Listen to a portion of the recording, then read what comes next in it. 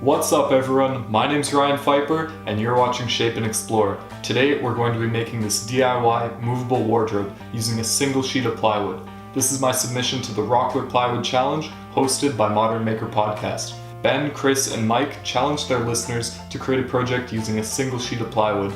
The guidelines were pretty loose, but I tried to use as much of the sheet as possible and create this very versatile design. I tried to balance function and form and allow for as much usable storage space as possible. Let's get started.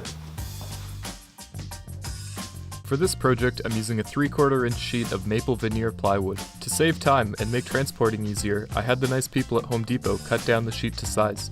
With most of the major components being pre-cut, I got to work ripping down some 1-inch strips on my table saw.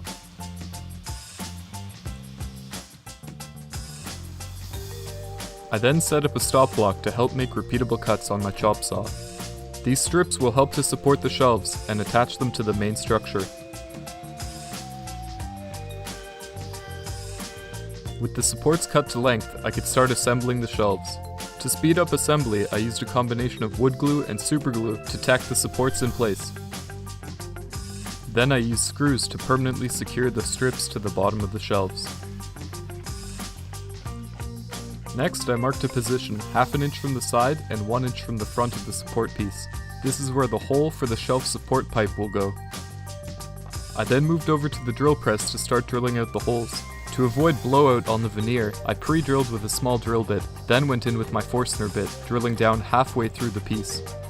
I then flipped the shelf over and completed the hole from the other side.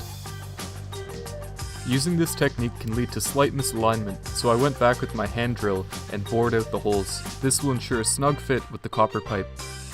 With the shelves complete, I started working on the main body of the wardrobe. The two largest components would form a T-shape, so I marked the center line where they would be joined. Off camera, I created some 2x4 spacer blocks. These would help hold the components at 90 degrees.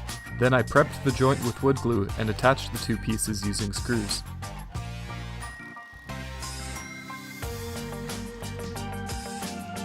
I installed the bottom panel using the same method, measuring and marking the positions, then attaching it with screws. Some of the corners of the bottom piece were unsupported, so I installed some offcut strips to help add some rigidity to the structure. I also added a second set of strips that would serve as mounting points for the caster wheels. I found these 4-inch caster wheels at Home Depot. I'll link them below if you're interested. I marked their position with a pencil, then pre-drilled, and had to use washers to hold the screws in place.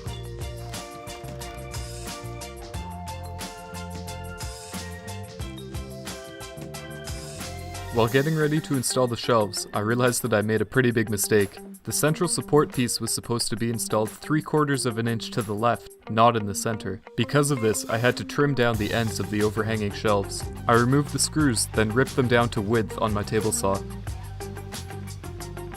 With all the shelves ripped to width, I used a sanding sponge to lightly break the edges. Before installing the shelves, I marked the position of the holes at the bottom using my Forstner bit. Then I drilled out a small recess for the bottom of the copper pipe to sit in. After that, I flipped the unit on its side and could finally install all of the shelves. I then used some steel wool to clean off the copper pipe.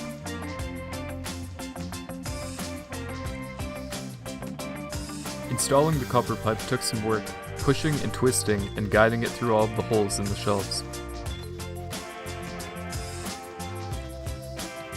Once the pipe was in position, I used some 2-part epoxy to attach it into the recess at the bottom. With the pipe in position, I could trim it down to its final length. I measured 2 inches from the top shelf and trimmed it off with a pipe cutter. As an added detail, I wanted to continue the pipe at 90 degrees and have it end on the vertical piece. So I measured out the spot where it would land and drilled out a recess. I measured and cut the pipe to length, making sure to account for the space in the recess. And I used epoxy to hold everything together. When installing the pipe, I pushed it all the way into the 90-degree elbow, then aligned it with the hole, and released it incrementally to fit into the recess. After that, I used a damp rag to clean up any epoxy squeeze out. The veneer plywood that I'm using is pre-sanded, so I went back with my palm sander and cleaned up the edges, and I sanded up to 220 grit. I sealed the wardrobe using minwax polyacrylic in clear satin. I did 3 coats and sanded lightly in between.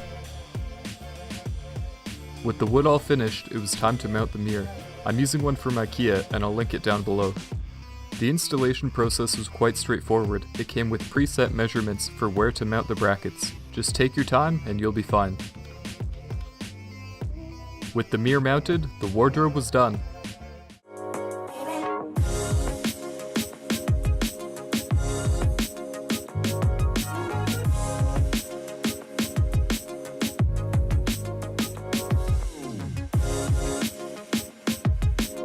I hope that you enjoyed this project. Building a piece like this with material constraints definitely comes with its own unique set of challenges, but I'm really happy with the way this wardrobe turned out. I think it's very versatile and it can be suited to a variety of spaces. It can tuck away in the corner of a small space or be showcased in the center of a larger, more open space because it can be accessed from all sides. Thanks again to Modern Maker Podcast for hosting this challenge. If you're new to my channel, I'd like to say welcome and also consider subscribing. That way you can stay up to date on all my newest builds. Also, check me out on Instagram, that's @ShapeAndExplore. I'll be posting tons of project updates there along the way. Thanks again for watching, and I'll see you next time on Shape and Explore.